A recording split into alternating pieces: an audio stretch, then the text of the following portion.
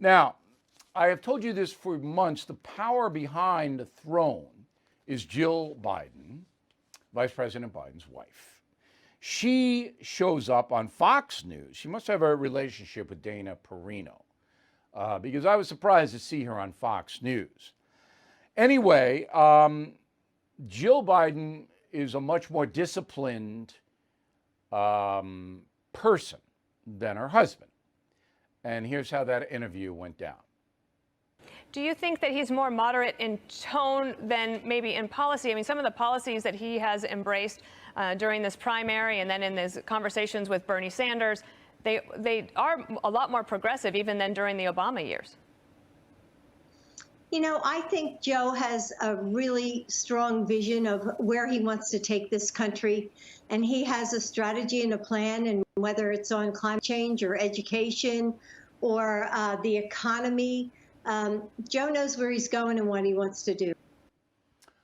Okay, maybe Joe does. I don't buy it. I think that the Obama people, David Axelrod, Rahm Emanuel, they're pretty much formulating the strategy here, which is why it's taking so long for a vice presidential pick to emerge. That should come next week. The other question that Ms. Perino asked was about the debates. Go. Last week, former White House Press Secretary Joe Lockhart, he worked, of course, for Bill Clinton, he's a Democrat, supportive of your husband, said, quote, "Whatever you do, don't debate Trump. Wondering if you can settle this for us. Will the vice president debate Donald Trump this fall?" Oh, yes, he will. I think they've already, I think it's 3 debates that they decided on. So, yeah, he'll be there. Okay, now we got it, and he will. I can't imagine that he would dodge the debates. Now, he is dodging, Joe Biden, the Democratic convention in Milwaukee. He just said he's not going.